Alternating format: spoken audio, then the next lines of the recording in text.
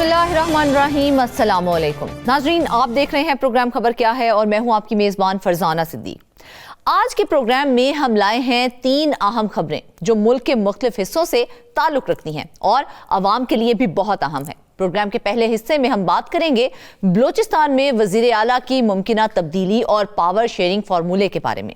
बलूचिस्तान में वजीर आला की मुमकिना तब्दीली और पावर शेयरिंग के फार्मूले ने सियासी हलचल पैदा कर दी है। हम जानेंगे कि कौन कब जिम्मेदारियां संभालेगा और इस फैसले का सूबे की सियासत पर क्या असर होगा।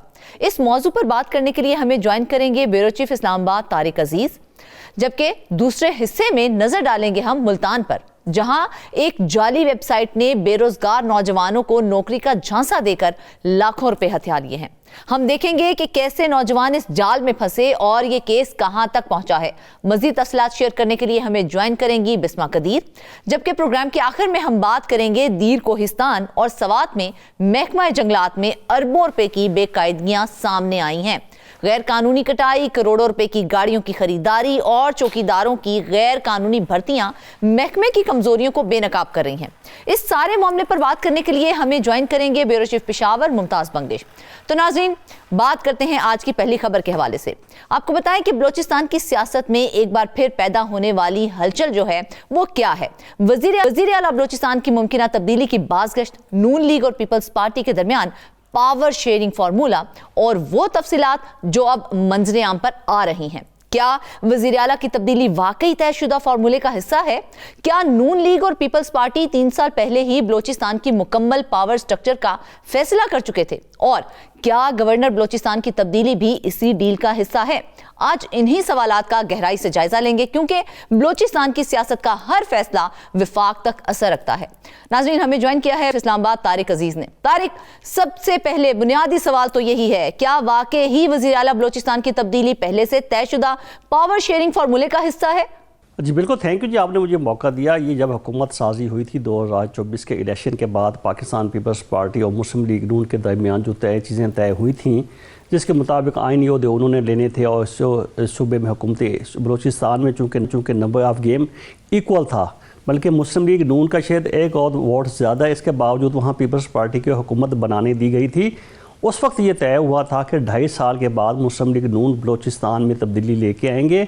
अभी पीपल्स पार्टी का जो CM है वो 2.5 साल करेंगे। 2.5 साल के बाद जो है फिर मुस्लिम लीग नून की तरफ से CM आएंगे और जो गवर्नर का ओहदा होगा वो पाकिस्तान पीपल्स पार्टी के पास चले जाएगा, क्योंकि अभी जो गवर्नर बैठे हैं वो मुस्लिम लीग, उनका ताल्लुक मुस्लिम लीग नून से है। मुस्लिम लीग नून को है चीफ मिनिस्ट्री का ओहदा मिल जाएगा और गवर्नर पाकिस्तान पीपल्स पार्टी से हो जाएंगे। ये तयशुदा एक बात है। मैं इस बात के अब एहसन इकबाल साहब, मैंने तो पहले खबर दी थी, लेकिन अभी एहसन इकबाल सेक्रेटरी जनरल ने भी ऑन द रिकॉर्ड ये कहा है कि हमारा 2.5 साल वाला पाकिस्तान पीपल्स पार्टी और मुस्लिम लीग नून के दायरे पावर शेयरिंग के तहत ये फार्मूला मौजूद है, ये मुआहदा मौजूद है। तो ये अलबत्ता ये जो अभी जो आजकल जो खबरें चली हैं कि सरफराज भुट्टी को हटाया जा रहा है, ऐसा कुछ नहीं है मेरे इत्तला मुताबिक। ये जो उनके अभी तो उनको 1.5 साल हुआ, अभी उनका 1 साल इसमें मुआहदे में पड़ा हुआ है। इनकी तब्दीली होनी है 2.5 साल के बाद होनी है, जो कि एक मुआहदा है, तयशुदा है, अंडरस्टैंडिंग पाकिस्तान पीपल्स पार्टी नून लीग के दरमियान मौजूद है। अभी सरदस्त ऐसी कोई तब्दीली नहीं होगी बलूचिस्तान में। यही सेटअप होगा, यही चीफ मिनिस्टर होंगे, यही गवर्नर होंगे, तो ये सूरत हाल है। तारिक, पावर शेयरिंग की बात आप कर रहे हैं, हुकूमत और पीपल्स पार्टी के दरमियान ये डील कब, कैसे और किन सतहों पर तय हुई है? बताया जब ये इलेक्शन हो गया 2024 का, तो इत्तेहादी जमातों के आपस में बैठे, तो बड़ी पार्टी जो मेजर पार्टी थी वो तो पाकिस्तान पीपल्स पार्टी और मुस्लिम लीग नून थे। इनके जब बड़े बैठे, जिसमें नवाज शरीफ साहब भी थे, शहबाज शरीफ थे, और इनके पाकिस्तान पीपल्स पार्टी से को चेयरमैन बिलावल भुट्टो थे, और जो है अपना आसिफ अली जरदारी, और तमाम दोनों साइड की जो है लोग बैठे, आला क़यादत बैठी। उस वक्त जब ये तय हुआ कि प्रेसिडेंट ऑफ पाकिस्तान पीपल्स पार्टी से होंगे, चेयरमैन सेनेट जो होंगे वो पाकिस्तान पीपल्स पार्टी से होंगे, स्पीकर कौमी असम्बली मुस्लिम लीग नून से होंगे, डिप्टी स्पीकर जो होंगे वो अपना पाकिस्तान पीपल्स पार्टी से होंगे। जब ये सब यही तकसीम हो रही थी, पावर शेयरिंग हो रहा था कि किन किन उहदों पे मुस्लिम लीग नून होगी, किन किन उहदों के ऊपर पाकिस्तान पीपल्स पार्टी होगी, उस वक्त ये तय हो गया था। चूँकि बलूचिस्तान में नंबर ऑफ गेम जो था मुस्लिम लीग नून का ज़्यादा था, 1 वोट ज़्यादा था, पहले इक्वल थे शायद इनका, तो इस वक्त दोनों क्लेम कर रहे थे कि उनकी तादाद ज़्यादा, उस वक्त शायद इक्वल थी, एक बाद में इनका इजाफा हो गया। तो फिर फैसला तय यही हुआ कि एक इसको कर लेते हैं, इसको डिवाइड कर लेते हैं 2.5 साल के ऊपर। जैसे कि पाकिस्तान मुस्लिम लीग नून ने पहले भी एक मुआहदा ऐसा किया था अब्दुल मालिक बलोच के, जब नवाज शरीफ साहब प्राइम मिनिस्टर थे 2014-13 में, तो उस वक्त भी बलोचिस्तान में सनाउल्लाह बलोच अब्दुल मालिक को 2.5 साल के लिए चीफ मिनिस्टर बनाया गया था। अब ये उस हुकूमत साजी के वक्त जो पाकिस्तान पीपल्स पार्टी और मुस्लिम लीग नून के दरमियान मुआहदा हुआ था, उसमें ये शायद तय था कि 2.5 साल के बाद ये तब्दीली होनी है। अभी जो है कोई तब्दीली नहीं है, उस वक्त तक तयशुदा है और दोनों की तरफ की क़यादत जो है ऑन बोर्ड हैं। और पाकिस्तान कह रहे हैं कि 2.5 साल तक पीपल्स पार्टी का और 2.5 साल तक जो है वो नून लीग का वज़ीर आला रहेगा, तो फिर अब ये इतना हॉट टॉपिक क्यों बना हुआ है वज़ीर आला की तब्दीली के हवाले से? क्या ये मुद्दत मुकम्मल होने वाली है और क्या इसके बाद वाकई नून लीग अपना वज़ीर आला ला सकेगी? जी बिल्कुल, ये बड़ा अच्छा आपने क्वेश्चन किया, जो कि ये पावर शेयरिंग के तहत तो अभी 2.5 साल थे, तो अभी 1.5 साल 1 साल पहले ये बातें क्यों शुरू हो गई हैं? अभी जो ये बातें हैं ये बिल्कुल एक मैं कहता हूँ कि वो आर्टिफिशियल है और इनकी ज़ाती लड़ाई है। वहाँ पे ख़बरों का जो दोस्तें डोमकी हैं मुस्लिम लीग नून से हैं, तो उन्होंने ये बात की है कि इनकी कारकर्दगी ठीक नहीं है। तो एक ख़ास लाबी है जो सरफराज भुट्टी चीफ मिनिस्टर के ख़िलाफ़ हैं, वो उनसे मुतमिन नहीं है या उनकी आपस में अंडरस्टैंडिंग नहीं है। इस सारी गेम के पीछे जो है हसन ज़ियाई हैं, जो वहाँ के जो है उनकी अपनी पार्टी भी है, सनाउल्लाह के भाई हैं। उन्होंने असम्बली के फ्लोर पे खड़े होकर भी सरफराज भुट्टी चीफ मिनिस्टर को धमकियाँ दी कि बाहर निकलो, मैं देखता हूँ, ये करता हूँ। तो एक टोला है, एक ग्रुप है जो चीफ मिनिस्टर से खुश नहीं है, तो वो ये एक तयशुदा एक उनकी स्ट्रेटजी बनाई है कि इसके खिलाफ जो है कैंपेन चलाई जाए। ये महज कैंपेन है, वो लोग हैं जो चीफ मिनिस्टर से खुश नहीं हैं या उनके काम नहीं होते या कोई जो भी उनके मुतालबात पूरे नहीं होते, कैंपेन की हद तक ही रहेंगी या फिर इख्तलाफात बढ़ भी सकते हैं? नहीं, ये तयशुदा जो है ये इनकी कैंपेन है, उनको ख़राब करने की कोशिश की जा ये इनके अपने कुछ ज़ाती काम होके होंगे। 2.5 साल तक चीफ मिनिस्टर जो हैं यही होंगे। 2.5 साल के बाद तब्दीली के लिए वो पाकिस्तान पीपल्स पार्टी और नून लीग का मामला है, उसमें कोई किसी तीसरे फरीक के बाप पार्टी से हो, चाहे कोई PTI से हो या JUI से हो, उनका उससे कोई लेना देना नहीं, कोई ताल्लुक नहीं, कोई लिंक नहीं। ये पाकिस्तान पीपल्स पार्टी और मुस्लिम लीग नून के दरमियान तयशुदा है, इन्होंने आपस में बैठ के तय करना है। ये जो अभी जो कैंपेन है ये बास जो है चीफ मिनिस्टर जो बलोचिस्तान, उनके खिलाफ एक प्रोपेगेंडा है जिसकी कोई बुनियाद नहीं है, सिर्फ उनके ज़ाती मामलात हैं, कोई ज़ाती काम हैं, ये कुछ हो सकता है। अभी कोई 10 कोई तब्दीली नहीं होने वाली।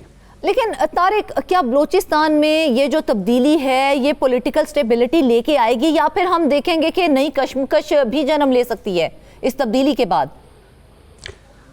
जी, एक ही बड़ा इम्पोर्टेंट क्वेश्चन भी है और सोचने की बात यह है कि जो एक मुआहदा दो बड़ी पार्टियों ने किया कि 2.5 साल एक चीफ मिनिस्टर होगा, दूसरा चीफ मिनिस्टर होगा, तो इसका फ़ायदा कितना होगा, नुकसान कितना होगा। देखें जी, कोई भी हुकूमत आती है 6 महीने साल उसको चीज़ें समझने में लग जाती हैं और उनको चीज़ें का पता चलता है, साल तो वैसे गुजर जाता है। तो अब 1.5 साल बाकी, तो 1.5 साल में चीफ मिनिस्टर कोई भी हो, चाहे प्राइम मिनिस्टर हो, तो उनकी जब मुश्किल होता है। और बलूचिस्तान जैसा सूबा जो है जहाँ मसाइल ही मसाइल हैं, वहाँ पे जो है हर किस्म के मतलब उनके मुआशी मसाइल हैं, क्या वाकई ये रिस्क ले सकता है इतनी मतलब तब्दीलियों के हवाले से? और बिलखसूस वहाँ पे जो एक अमन व अमान का मसला है बलूचिस्तान में, अभी जो है कई ऐसे जो रिमोट एरियाज़ हैं वहाँ पाकिस्तान के ख़िलाफ़ अभी बात की जाती है। अभी पाकिस्तान के जो है एक बड़ा वहाँ मतलब सिचुएशन कोई अनहैप्पी है। तो उस हालात में जो एक चीफ मिनिस्टर ने अभी जिसको 1.5 साल हुआ है, उसने कोई चीज़ें ठीक की हैं या कोशिश करें हैं, उसको हटा के लेके आने का जो दूसरा चीफ मिनिस्टर आएगा उसको भी ज़्यादा 6 महीने साल चीज़ें समझने लग जाएंगी। तो अब ये वक्त बताएगा कि एडजस्ट होने में और चीजों को समझने में थोड़ा सा टाइम लगता है। तो मतलब 2.5 साल के बाद जब आप एक इतनी बड़ी तब्दीली लेके आएंगे तो क्या मतलब किस तरह से पॉलिटिकल स्टेबिलिटी आएगी फिर? यकीनी बात आपने बिल्कुल ठीक कही है कि अभी 1.5 साल में जैसे मैंने कहा चीज़ें समझने में लग गया, 1 साल में वो ट्रैक पे चढ़ेंगे, फिर उनको हटा दिया जाएगा, नए साहब आएंगे तो उनको अपना जो है वो चीज़ें समझने में 6 महीने साल लग जाएंगे। तो एक बड़ा सेंसिटिव सूबा भी है, डेवलपमेंट के हवाले से भी है, मुआशी तौर पे भी पीछे है, और जो है दहशतगर्दी सबसे ज़्यादा बलूचिस्तान BLA चैलेंजेस हैं, अफ़गानिस्तान है, इधर से इंडिया है, तो वो एक बड़ा मतलब एक सॉफ्ट टारगेट बना हुआ है। इन हालात में चीफ मिनिस्टर की तब्दीली का कितना फ़ायदा होता है, कितना नुकसान होता है, तो ये तो आने वाला वक्त बताएगा। लेकिन तवक्को यही नज़र यही आता है कि इस तरह से कमांड जो तब्दील की जाएगी शायद उसका फ़ायदा कम हो और शायद उसका जो है जो मनफी असरात ज़्यादा हों। लेकिन गवर्नर की तब्दीली को पावर शेयरिंग फॉर्मूले में शामिल करना ये किस सियासी ज़रूरत के तहत किया गया है? नहीं, जाहिर बात है, देखें ना, जब पाकिस्तान पीपल्स पार्टी के चीफ मिनिस्टर हैं तो गवर्नर मुस्लिम लीग नून के हैं। जब अगर जो पावर शेयरिंग फार्मूला होगा उसके तहत तब्दीली होगी तो चीफ मिनिस्टर का मुस्लिम लीग नून के होंगे, तो फिर गवर्नर तो मुस्लिम लीग नून का नहीं होगा ना। ठीक। ये दो बड़े होते हैं, एक आईनी होता है, एक एग्जीक्यूटिव होता है। तो ऑटोमेटिकली ये तयशुदा था कि जब वो चीफ मिनिस्टर मुस्लिम लीग नून से होंगे तो फिर गवर्नरशिप जो है वो पाकिस्तान पीपल्स यानी कि तारिक पीपल्स पार्टी ने वज़ीर आला की कुर्सी छोड़ने पर रजामंदी के बदले जो है वो गवर्नरशिप लेने का फैसला किया है, ऐसा ही है?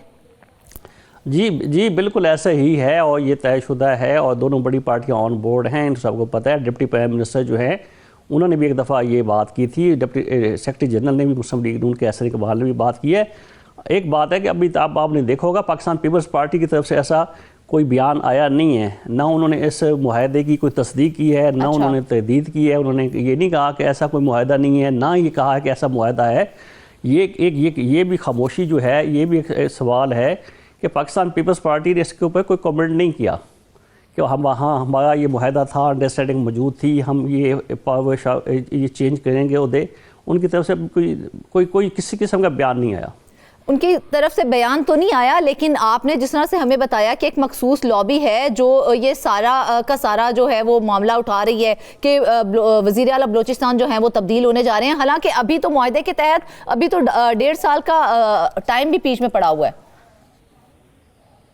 जी बिल्कुल, उनका टाइम पड़ा हुआ है। सरफराज बुगटी साहब का टाइम पड़ा हुआ है। उन्होंने सूबे के लिए काफ़ी चीज़ें ठीक की हैं। कई बंद स्कूल जो है उन्होंने वो स्कूल खोले हैं। जहाँ पाकिस्तान का झंडा नहीं लगाया जाता था वो पाकिस्तान का झंडा वहाँ पे लगाया। जहाँ पाकिस्तान का जो कौमी तराना नहीं बजाया जा सकता था वहाँ पे पाकिस्तान का कौमी तराना भी बजाया गया है।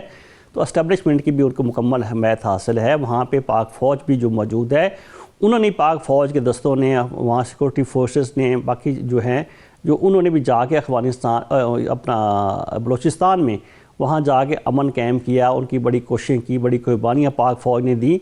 बलूचिस्तान में जो तब्दीली अभी आई है पॉजिटिव है। अभी दहशत गर्दी कुछ कम हुई है, अभी वाक़यात जो इतने ज़्यादा नहीं हुए आप देख सकते हैं। तो इसमें पाक फ़ौज का बड़ा एक मेजर उनका रोल भी है और बड़ी कुर्बानियाँ भी हैं, शहादतें भी दी हैं। तो इस वक्त वहाँ पर जो है बलूचिस्तान में सिविल क़यादत जो मतलब ये चीफ मिनिस्टर और जो उसकी क़यादत वहाँ पे जो हैं एस्टेब्लिश, वो एक मुकम्मल आमहंगी है, एक पेज के ऊपर हैं और उन्होंने मिल के जो कामयाबियाँ हासिल की हैं। इसलिए अभी हटाने का जो है और ये वो एक मखसूस लॉबी हटाने का कोई क्वेश्चन नहीं है कि अभी हटाया जाए, ये उनकी कारकर्दगी के ऊपर सवालिया निशान है, ऐसा कुछ नहीं है। जब उनकी मुद्दत 2.5 साल आप जिस तरह से हमें बता रहे हैं कि अगर बलूचिस्तान की हम ओवरऑल बात करें तो करप्शन बेतहाशा है, दहशतगर्दी के बहुत ज़्यादा मसाइल हैं वहाँ पर, तो क्या ये जो पावर शेयरिंग के हवाले से जो फार्मूला उन्होंने तय कर रखा है, क्या बलूचिस्तान के अवामी मसाइल भी इस पावर शेयरिंग में शामिल थे या ये सब हम कहेंगे कि सिर्फ सियासी ओहदों की तकसीम तक महदूद है?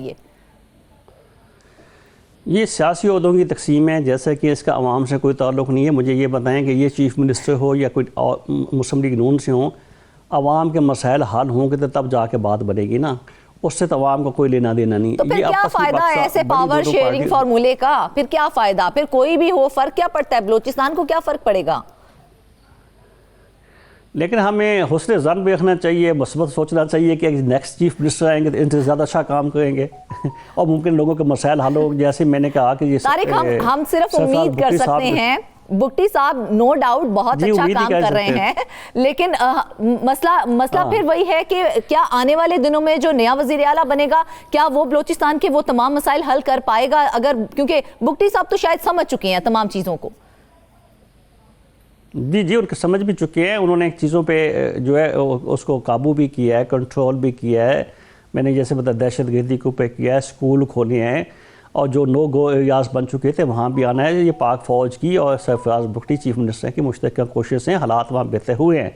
अब 2.5 साल के बाद नए साहब आते हैं तो फिर वो हालात किस तरफ जाते हैं और क्या होता है तो वो तो आने वाला वक्त बताएगा। लेकिन हम यही तवक्को करते हैं। लेकिन ये आम आदमी का जो मसला है वहाँ पर वो लोगों के मसाइल स्टिल हैं। अभी भी क्वेटा में गैस नहीं है। अब आज इतनी वहाँ पे तो बहुत ज़्यादा आपको पता है शदीद सर्दी है, माइनस टेम्परेचर जाता है, वहाँ पे गैस नहीं है। अमन व अमान का मसला है, दहशत गर्दी है, चोरी डकैती है, बिजली लोड शेडिंग है। ये वो चीज़ें हैं जिसके ऊपर सरफराज भुट्टो साहब भी बेबस हैं, वहाँ पे जैम की शराह भी है मौजूद हैं, ये चीज़ें मौजूद हैं। उसके ऊपर जो है मौजूदा हुकूमत भी कोशिश करेगी, आने वाले चीफ मिनिस्टर भी यकीनी तौर पे कोशिश करेंगे। लेकिन बिल्कुल उनको ये सोचना पड़ेगा कि ये जो तमाम मसाइल हैं उनका हल किस तरह से निकाला जाएगा। हमें कोई एतराज़ नहीं है, कोई भी आए, लेकिन हमारा मसला ये है कि वो मसाइल जो अवाम के साथ जुड़े हुए हैं उनका कोई ना कोई हल निकाला जाए। अच्छा तारिक, एक और चीज़ बताइए कि बलूचिस्तान के सियासी रहनुमाओं के दरमियान इस फार्मूला शेयरिंग पर मुकम्मल तौर पर इत्तेफाक राय मौजूद है, या फिर पार्टियों के अंदर इख्तिलाफात भी मौजूद हैं, या फिर हम ये कहें कि सिर्फ एक मखसूस लॉबी है जो ये सारा प्रोपेगेंडा कर रही है? नहीं, जो ढाई साल का मुआहदा है उसमें तो दोनों सियासी जमातों की आला क़यादत ऑन बोर्ड है, यानी कि बड़े सारे मुत्तफ़िक़ हैं। लोगों को ना पता हो जी, बड़े सारे मुत्तफ़िक़ हैं। नीचे का किसी सूबाई लेवल के किसी बंदे को या किसी और रहनुमा को MNM को इसका मालूम ना हो, इल्म ना हो, जो बयान कोई दे दे। अदरवाइज़ मुस्लिम लीग नून की आला क़यादत और पाकिस्तान पीपल्स पार्टी की आला क़यादत को पता है, ऑन बोर्ड है, उनके दरमियान मुआहदा हुआ था और इसके ज़ामिन मौजूद हैं, इसके जो गारंटर भी मौजूद हैं कि ये मुआहदा। और ये भी मैं बता, ये कोई रिटर्न मुआहदा नहीं है, ये ज़ुबानी कलामी है, ये भी बता, कोई लिखा हुआ नहीं है। अच्छा। जब पहले मुआहदा हुआ था सनाउल्लाह बलोच और अब्दुल मालिक बलोच के दरमियान हुआ था, नवाज शरीफ साहब ने किया था, उस वक्त लिखा गया था, उस वक्त मुआहदा लिखा गया था। उसमें गारंटर जो थे, जो अपना नवाब चंगेज़ मौली थे और चौधरी निसार अली खान थे और शहबाज शरीफ थे। इस दफ़ा जो मुआहदा है ये ज़ुबानी, इन्होंने बैठ के कहा जी ठीक है जी, आप 2.5 साल के बाद चूँकि अपना हमारा number of game Balochistan assembly में सेम है, तो इसलिए हमारा हक बनता है। तो उन्होंने जी 2.5 साल बाद ठीक है, आपका चीफ मिनिस्टर हो जाएगा, गवर्नर इनका हो जाएगा, गवर्नर उनका उधर चला जाएगा पाकिस्तान पीपल्स पार्टी के पास, और चीफ मिनिस्टर जो हैं बलूचिस्तान से मुस्लिम लीग नून से हो जाएंगे। अच्छा तारिक, फरवरी में हमने देखा है कि तब्दीली की बातें हो रही हैं, क्या ये टाइमलाइन सियासी हालात के मुताबिक आगे पीछे भी हो सकती है? ये वो मुआहदा थोड़ा सा आगे पीछे हो सकता है? यकीनी तौर पे बलूचिस्तान एक ऐसा सूबा है जहाँ खैर यकीनी सूरत हाल रहती है, वहाँ के हालात क्या बनते हैं। बिल्कुल ये मुआहदा कोई नहीं है कि बिल्कुल 2.5 साल के एक दिन बाद के वो हो जाएगा। ये दोनों सियासी जमातें की अंडरस्टैंडिंग मौजूद है। चले देखते हैं कि ये अंडरस्टैंडिंग जो है वो कितनी प्रोलॉन्ग हो सकती है और कितना अरसा चलेगी। लेकिन सबसे अहम सवाल जो मैं आपसे पूछना चाह रही हूँ, मुझे सिर्फ ये बताइए, क्या ये पावर शेयरिंग फार्मूला बलूचिस्तान को मजबूत करेगा या फिर सियासी अदम इस्तेहकाम को मजीद बढ़ा देगा? देखें जी, ये इससे सूबे के इस्तेहकाम का तो कोई ताल्लुक नहीं, आपस की बात है। दोनों पार्टियों ने जब ये कहा है कि ये इख्तिलाफात आने वाले दिनों में मजीद बढ़ेंगे, ये उसी के पेश नज़र मैंने आपसे ये सवाल किया है। हाँ, तो जब ये बढ़ेंगे तो यकीनी तौर पर इख्तिलाफात बढ़ेंगे, तो फिर थोड़ा सा जो है सूबे को ज़्यादा से ज़्यादा फ़ायदा ना हो। जब आपस में रस्साकशी शुरू हो जाएगी, इक़्तिदार की जंग शुरू हो जाएगी, तो फिर यह अवामी मसाइल तो पस से पर्दा चले जाती हैं, पीछे चले जाती हैं। जब वहाँ पे ये लड़ाई शुरू हो जाएगी कि पहले चीफ मिनिस्टर किसका होगा, गवर्नर किसका होगा, पे मुस्लिम लीग नून के अंदर भी लड़ाई है। मैं भी से बता, मुस्लिम लीग नून का कैंडिडेट कौन होगा अभी तक ये भी उनके पास तयशुदा नहीं है, उसमें भी कई लॉबी बनी हुई हैं। मैं यही आपसे पूछने वाली थी तारिक, क्योंकि आप माशाल्लाह से काफ़ी गहरी नज़र रखते हैं सियासत के हवाले से, तो क्या कोई नाम प्री डिसाइडेड है इस हवाले से कि अगला वज़ीर आला बलूचिस्तान जो है वो कौन होगा? नाम कोई डिसाइडेड नहीं है, मुस्लिम लीग नून की क़यादत ने फैसला करना है। ताम हर बंदा अपने ताई वहाँ पे कैंडिडेट है। आप देखिए 3-4 लोग वहाँ पे कैंडिडेट हैं, तो यकीनन अगर ये इस फार्मूले के तहत तब्दीली होती है, एक ही बनेगा ना, जो एक बनेगा, बाकी जो 3 नहीं बनेंगे वो उसी अपनी पार्टी के चीफ मिनिस्टर की टांगे खींचेंगे, हाँ, उसको नहीं चलने देंगे। तो ये एक फैक्ट ये भी ज़हन में रखना चाहिए कि नून लीग में से एक ही चीफ मिनिस्टर बनना है, बाकी जो नहीं बनेंगे उसको कामयाब नहीं देखना चाहेंगे। उसके जो आप कहते हैं कि चीफ मिनिस्टर ये हटेगा, इसने जितना अच्छा काम किया, अच्छा नहीं किया, नया आते ही उसको ये चैलेंज होंगे, बाकी बैरूनी चैलेंज भी होंगे, दहशतगर्दी भी होगी, मुआशी मसाइल भी होंगे, बहुत से चैलेंजेस का सामना करना पड़ेगा, सोच समझ के नाम सामने लाना पड़ेगा। नाज़रीन, बलूचिस्तान की सियासत अमूमन सादा नहीं होती। यहाँ फैसले ताकत, मुफाहमत, कबायली असर रसूख और जमाती सियासत का इम्तजाज होते हैं। वज़ीर आला की तब्दीली हो, गवर्नर की तब्दीली हो या फिर पावर शेयरिंग का फार्मूला हो, असल सवाल यही है कि बलूचिस्तान को क्या मिलेगा, इस्तेहकाम या एक और सियासी दोराहा? आने वाले हफ्ते और महीने सूरत हाल को मजीद वाज़े कर देंगे। नाज़रीन, वापस आएंगे एक ब्रेक के बाद।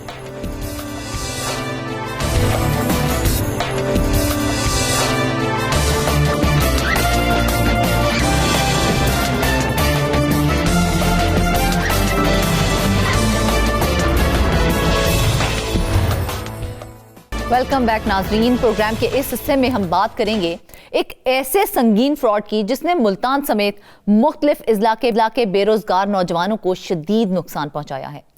EPR के नाम से चलने वाली एक जाली वेबसाइट ने ना सिर्फ नौजवानों को नौकरी का लालच दिया बल्कि टेस्ट, डॉक्यूमेंट्स और फीस के नाम पर हजारों रुपए भी बटोर लिए हैं। हैरानकुन तौर पर इस जाली वेबसाइट के जरिए हजारों नौजवान फिजिकली टेस्ट देने भी पहुंचे और मजीद अफसोसनाक बात यह है कि ये पूरा नेटवर्क अब तक कानून नाफिज करने वाले इदारों की नजर से ओझल रहा है। आज इन्हीं सवालात को खोलकर देखेंगे कौन है इसके पीछे, क्यों पकड़ा नहीं जा रहा और नौजवानों को आखिर कब इंसाफ मिलेगा। इस बारे में मजीद करने के लिए हमारे साथ मौजूद हैं बिस्मा कदीर।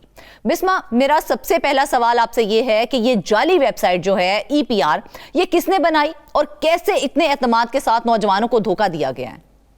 जी फरजाना, बहुत शुक्रिया। आज हम बात करेंगे एम्प्लॉयमेंट प्रोसेसिंग रिसोर्स की। EPR एक ऐसी जाली वेबसाइट बनाई गई जिसको अगर हम ओपन करें तो देखने में आपको बिल्कुल ऑर्गेनिक ओरिजिनल लगती है, ऐसे जैसे सरकारी वेबसाइट हो। अच्छा। और वो इसको बता रहे हैं कि ये सरकारी वेबसाइट है, गवर्नमेंट जॉब्स देती है। आप इसका पोर्टल ओपन करें, आपको स्टार्टिंग में ही जो है वो ऐसे चीज़ों को दिखाया गया है कि आपको लगेगा कि ये अथेंटिक है। उसके अंदर उन्होंने गवर्नमेंट जॉब की फैसिलिटेशंस दी हुई हैं, ओवरसीज जॉब्स हैं, प्राइवेट सेक्टर जॉब्स हैं, वर्क स्टडी अब्रॉड है, मतलब डिफरेंट उन्होंने स्किल माइग्रेशंस हैं, ये सारी उन्होंने अपना एक लिंक बना दिया, एक प्रोफाइल बिल्ड कर दी। देखें, हमारे पाकिस्तान में बेरोजगारी इतनी ज़्यादा है, लोग एजुकेशन के बाद जॉब्स की तरफ मूव करते हैं लेकिन जॉब्स नहीं मिलती, डिफरेंट जगह पर रीच करते हैं। ऑनलाइन का इतना ज़्यादा अब दौर आ गया, खुद ही घर बैठे आप डिफरेंट वेबसाइट्स ऑन करते हैं, आप वहाँ पर जॉब के लिए अप्लाई करते हैं, फिर जिसकी होनी होती है हो जाती है। अब देखें, एक वक्त था जहाँ पर घर में एक फर्द कमाता था और सारे जो हैं घर के 5-6 लोग उसको बैठ के खाते थे, लेकिन अब ये वक्त आ गया है कि सारे लोग भी कमाएं तो फिर भी अखराजात पूरे नहीं पड़ते, इतनी ज़्यादा महंगाई है। अब इस वेबसाइट को बनाया गया, इसको लॉन्च कर दिया गया, अब लोग जो हैं वो इसको अप्लाई करते हैं, स्टूडेंट्स जो हैं वो आप देखिए समझ रहे हैं कि ये गवर्नमेंट जॉब है, गवर्नमेंट जॉब दे रही है, उसको डिजाइन इस तरह से किया गया है, लोग समझे कि ये बिल्कुल ऑथेंटिक है और ये गवर्नमेंट की तरफ से जो है वो दी गई है। बिल्कुल, जबकि ये गवर्नमेंट की तरफ से नहीं दी गई और ना ही ये गवर्नमेंट जॉब है। अब आप देखिए, पता कैसे लगा कि ये गवर्नमेंट जॉब नहीं है और किस तरह से इसके ऊपर सारी कार्रवाई की गई। देखें, अब ये EPR एम्प्लॉयमेंट प्रोसेसिंग रिसोर्स नामी एक वेबसाइट है और वेबसाइट आप किसी भी वेब डेवलपर से डिज़ाइन करवा सकते हैं, ठीक है। अब इन्होंने प्रॉपर कोई एक बंदा नहीं है इसके पीछे, पूरी ये टीम है जो इसको चला रही है। अब क्या किया, स्टूडेंट्स ने जी अप्लाई किया, अप्लाई करने पे आप देखें उनसे जो टेस्ट फीस है वो 4 हज़ार रुपया टेस्ट फीस ली गई। जबकि गवर्नमेंट जॉब की कोई भी टेस्ट फीस 4,000 नहीं होती, 300, 600, 800, जबकि जो ग्रेड 18 और 100 की रेंज में होती है, हजारों में नहीं जाती है। जो है वो एक बिल्कुल उनकी 1,000 से जो है वो 3,000 की रेंज तक जाती है, ग्रेड 18 से 2021 तक। लेकिन जो बाकी है उसकी तो इतनी ज्यादा नहीं होती। इन्होंने एक साथ ही टेस्ट की जो फीस है वो 4,000 रुपया रख दी।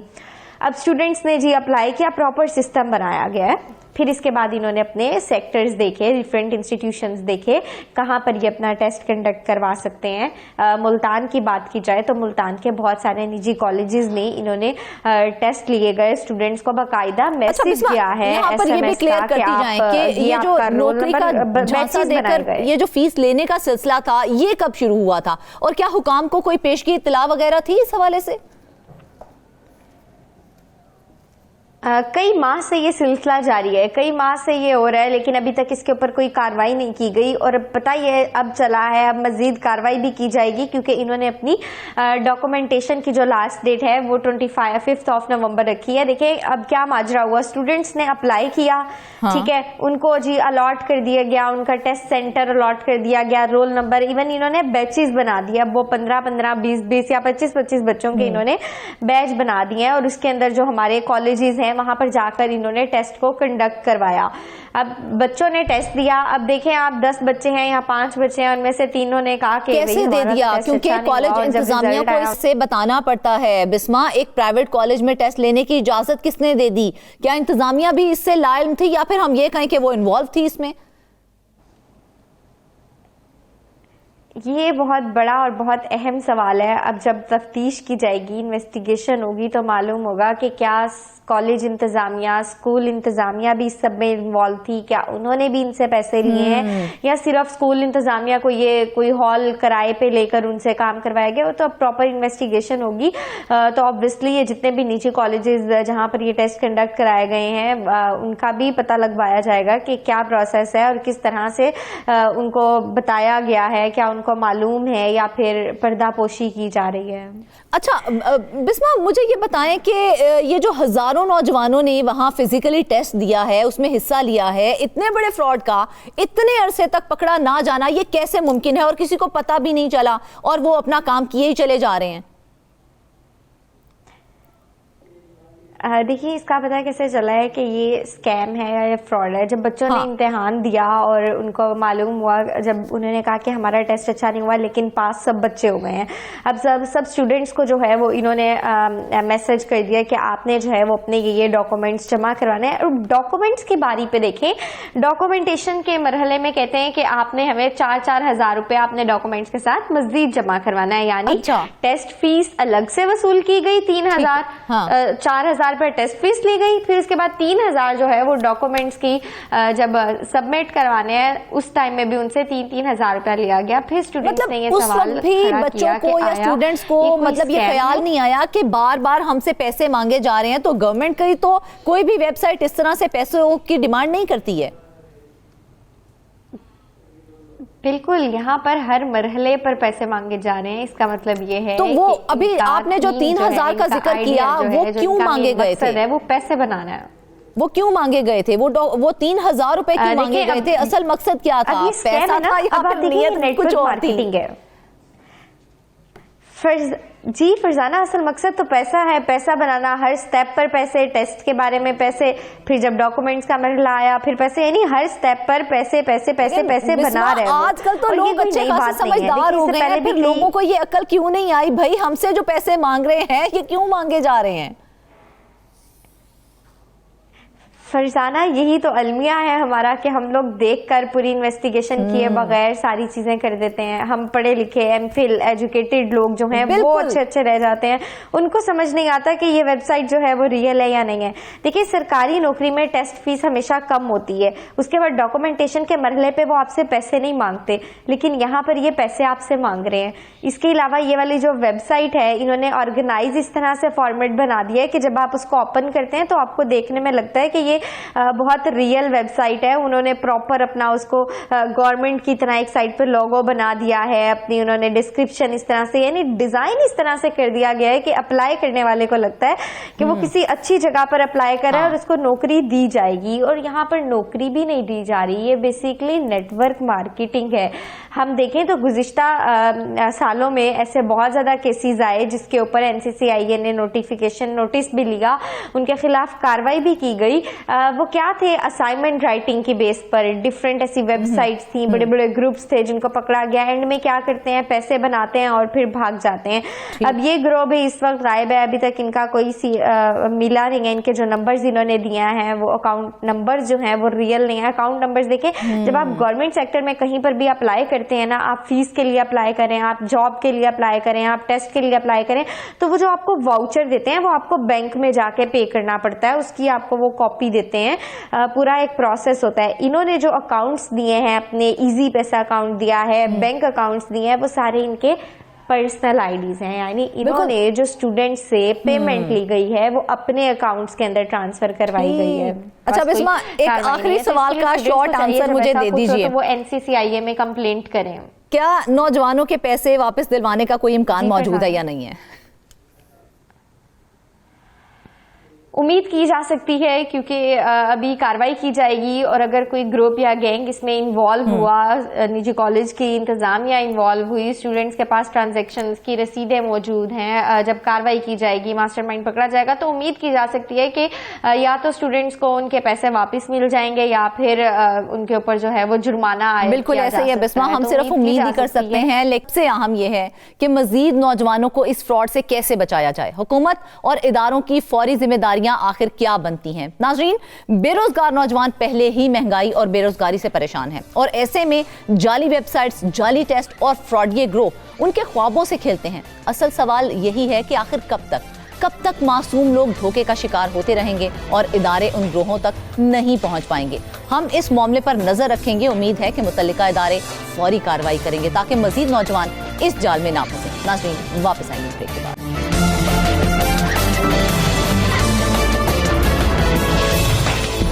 वेलकम बैक नाजरीन। आपको बताएं कि दीर कोहिस्तान से सवात और चित्राल तक महकमा जंगलात में बेकायदगियों की ऐसी दास्तान सामने आई है कि हर पहलू एक नए सवाल को जन्म देता है। आइए इन्हीं सवालों की रोशनी में इस पूरी कहानी को समझने की कोशिश करते हैं। हमारे साथ मौजूद हैं ब्यूरो चीफ मुमताज मंगेश। मुमताज, सबसे पहले तो ये बताएं ना कि दीर कोहिस्तान में गैर कानूनी कटाई पर एफडीसी पर 43 करोड़ रुपए का जुर्माना तो हो गया है, लेकिन 3 साल में भी रिकवरी क्यों नहीं हो सकी है?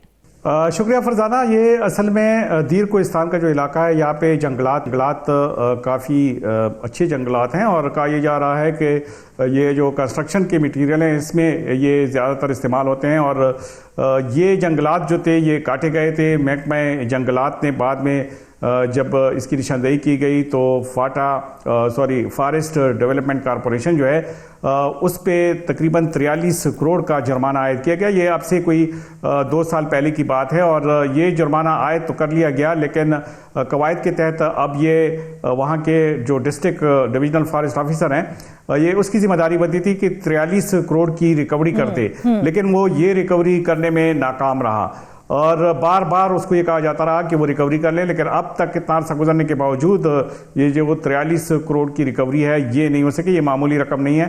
जाहिर है ये अगर फॉरेस्ट डिपार्टमेंट में ये डीएफओ कोहिस्तान आखिर इस रिकवरी करने में नाकाम क्यों रहा है? रुकावट थी या कोई दिलचस्पी ही नहीं थी इसमें? इसकी वजह यह है कि इस पे काफ़ी इसके पीछे जो लोग होते हैं वो माफिया के लोग होते हैं। जाहिर है जब फॉरेस्ट जो हैं, जो जंगलात जब काटे जाते हैं तो इसके पीछे कोई ना कोई माफिया होता है और इस तरह से नहीं होता कि जंगलात को इकट्ठा करके वो लाट वहाँ पे वो ढेर कर दी जाती है और फिर उसका कोई पूछने वाला नहीं होता। ऐसा नहीं होता, लेकिन या तो उसमें वो सियासी असर रसूख का इस्तेमाल किया जाता है या वहाँ का जो माफिया होता है वो चूँकि इस कदर असर रसूख वाला होता है कि उनके खिलाफ कार्रवाई नहीं हो सकती। और वैसे भी अगर देखा जाए तो महकमा जंगलात में जो बेकायदगियाँ हैं वो काफ़ी ज़्यादा है और काफ़ी अजीब व गरीब सी हैं।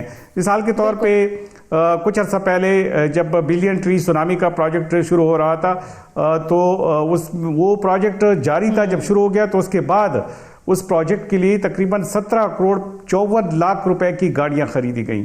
अच्छा। अब जो प्रोजेक्ट है वो है दरख्त लगाने का और दरख्त लगाने के इस प्रोजेक्ट के लिए दोबारा मतलब एक बार उसके लिए गाड़ियां खरीदी गई थी, दोबारा 17 करोड़ 54 लाख की जारी प्रोजेक्ट था ना मुमताज, वो तो एक जारी प्रोजेक्ट था। तो एक जारी प्रोजेक्ट के लिए इजाफी 17 करोड़ 54 लाख रुपए की गाड़ियां आखिर क्यों खरीदने की जरूरत पेश आ गई, क्यों खरीदी गई? जी बिल्कुल फरजाना, यही मैं बताने वाला था कि ये प्रोजेक्ट जो था ये बहुत पहले शुरू किया गया था।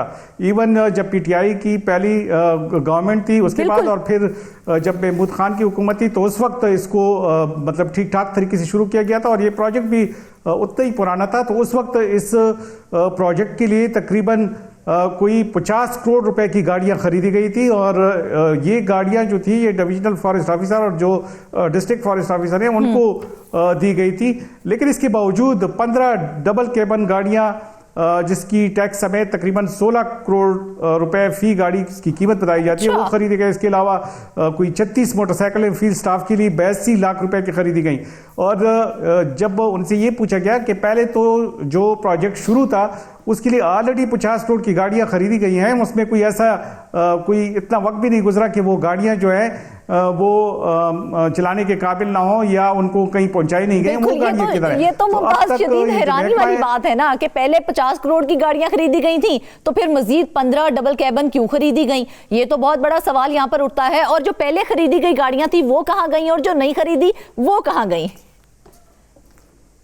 ये वाकई बहुत बड़ा सवाल है कि ऑडिट ने भी इस पे इतराज लगाया, लेकिन महकमे ने अभी तक इसको जस्टिफाई करने में महकमा नाकाम रहा कि आखिर वो जो पिछली जो सप्लाई की गई थी वो गाड़ियां उनको उन अफसरान को वो कहाँ गई। और दूसरी बात यह है कि प्रोजेक्ट है बिलियन ट्री सुनामी का और इसका एक मेजर हिस्सा जो है वो गाड़ियों की खरीदारी पे चला जाता है। और 2 बार, एक बार उसके लिए गाड़ियां खरीदी जाती हैं 50 करोड़ की, और फिर 16 करोड़ की मजीद गाड़ियां खरीदी जाती हैं, फिर मोटरसाइकिल भी खरीदी जाते हैं।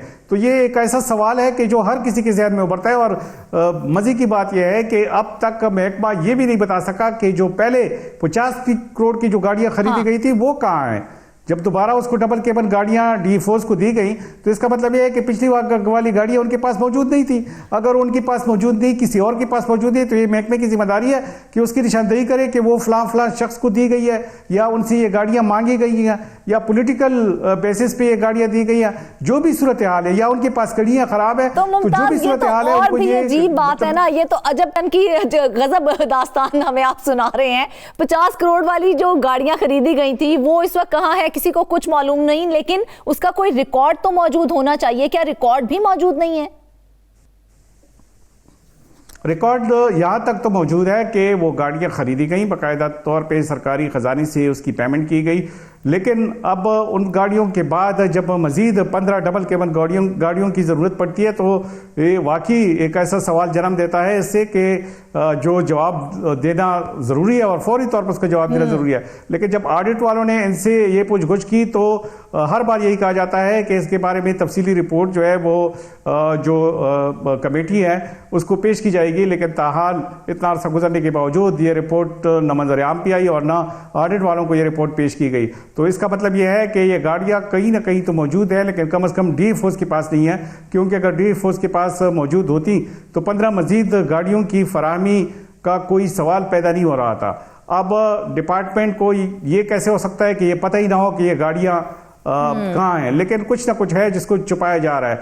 ये वही डिपार्टमेंट है कि जिसमें सिर्फ इस लिहाज भी नहीं बल्कि इंतजामी सतह पर भी काफ़ी जो बेकायदगियाँ वो सामने आती हैं। मिसाल के तौर पे सवात की बात आपने की कि चतराल और सवात और ये दीर के इलाके हैं, यहाँ पे बेकायदगियों की मिसालें हैं। सवात पे भी इस तरह से बहुत सारी मिसालें हैं, लेकिन एक सवाल वहाँ पे पेट्रोल स्क्वाड में जो 300 फॉरेस्ट चौकीदार भर्ती करने का मामला है, वो भी बड़ी अजीब सी बात है। बैक जो बशकलम 300 चौकीदारों को भर्ती किया जाता है। एग्जैक्टली 300 चौकीदार बगैर किसी कवायद ज़वाबित के 300 गैर कानूनी असामियां बनी कैसे? सबसे पहले तो मुझे इस सवाल का जवाब दे देना, कैसे 300 चौकीदारों की असामियां खाली हो गई और कैसे वे बन गई, और आखिर इसकी इजाजत किसने दी थी? यही बड़ा अच्छा सवाल है फरजाना। ये असामियां न तो खाली हुई थी, ना इस पे कोई शख्स रिटायर हो गया था, ना ये असामियां पहले से मौजूद हैं। अच्छा। बैक जुम्बश कलम 300 असामियां पैदा की गई और 300 उस पर भर्तियां की गई। अब ठीक है वो चौकीदार सही, लेकिन इन चौकीदारों को भी 1 साल के 9 करोड़ रुपए की तनख्वाहें और अलाउंसेस अदा की गए। अच्छा। उधर वो रिकवरी तो कर ही नहीं सकते। हाँ। 43 करोड़ रुपए की रिकवरी है वो से हो ही नहीं रही है, और 2 करोड़ रुपए तनख्वाहों पे बगैर किसी मतलब कोई जस्टिफिकेशन नहीं है। उसके बावजूद ये जो है 300 असामियां क्रिएट करके उस पर अपने लोगों को भर्तियां कर दे। सिर्फ भर्तियां करनी नहीं, उनको लगाया कहाँ गया, कहाँ दिखाई देते हैं ये 300 चौकीदार? ये फरजाना ये एक और इंटरेस्टिंग सवाल है। वो ये है कि इस इलाके में जो जिसकी बात अब मैंने की है, पेट्रोल स्क्वाड स्वात जो है, इसमें अपर सवात है, लोअर सवात है और कलाम के इलाके हैं। और यहाँ पे चौकीदारों की तैनाती कैसे की गई? बगैर किसी रैशनल किसी सोच के, जिसकी जहां मर्जी है वहां पे लगा दिया कि 10 इधर लगाओ, 5 इधर लगाओ और 100 इधर लगाओ, 150 इधर लगाओ। अगर अच्छा मुमताज, आखिर में बड़ा एक अहम सवाल है जो मैं आपसे लाजमी करना चाह रही हूँ, उसके बाद हमारे पास टाइम शॉर्ट है, तो मुझे सिर्फ ये बताइए कि चित्राल में मुकदमात भी हुए और जो महकमे के हक में आए हैं, टिम्बर की मालियत भी तय हो गई थी, मगर 2 साल बाद भी उसकी रिकवरी नहीं की जा सकी है, तो ऐसा क्यों है? ये रिकवरी जो थी ये डिविजनल फॉरेस्ट ऑफिस चित्राल की जिम्मेदारी बनती थी, और उसकी जिम्मेदारी थी कि वो कटाई के बाद जो मुख्तलिफ मुकदमात का फैसला होता है तो उसकी बाकायदा तौर पे एक एनालिसिस कर ले और उसके बाद ये तय कर ले कि किस किस ज़िम्मे कितनी रिकवरी बनती है, और बाकायदा तौर पे उनको नोटिस जारी कर ले। नोटिस तो जारी हो गए, उनको बता भी दिएगा कि आपके ज़िम्मे इतनी इतनी जुर्माने हैं या इतनी इतनी जो टिम्बर की कीमत है ये बनती है। लेकिन वो तो छोड़ दें, इसको एक फार्म पे इसका एक रिकॉर्ड मुरतब किया जाता है, वो रिकॉर्ड ही मुरतब नहीं हो सका। जब रिकॉर्ड ही मुरतब नहीं हो सका तो जाहिर है फिर रिकवरी कैसे होगी उसकी, जाहिर है वो रिशफलिंग होती है अफसरान की, वो रिशफलिंग जब हो जाती है तो फिर ये लोग जो हैं ये कहीं पे भी नजर नहीं आते। और फिर ये जो बिल्कुल मुमताज, देखा जाए तो आज आपने जितनी दिलचस्प सूरत हाल और जितनी दिलचस्प खबर हमें बता दी है, उसके इतने सवालात हैं जिनका जवाब शायद कहीं रिकॉर्ड में भी मौजूद हो या शायद फाइलों में अटका हो, मगर हकीकत यह है कि अगर इन बेकायदगियों की शफाफ तहकीकात ना हुई तो ना जंगलात बचेंगे और ना ही निजाम बचेगा। नाज़रीन, इसके साथ ही आज के प्रोग्राम से बस इतना ही। ढेर सारी दुआओं में याद रखिएगा। इजाजत दीजिए, अल्लाह।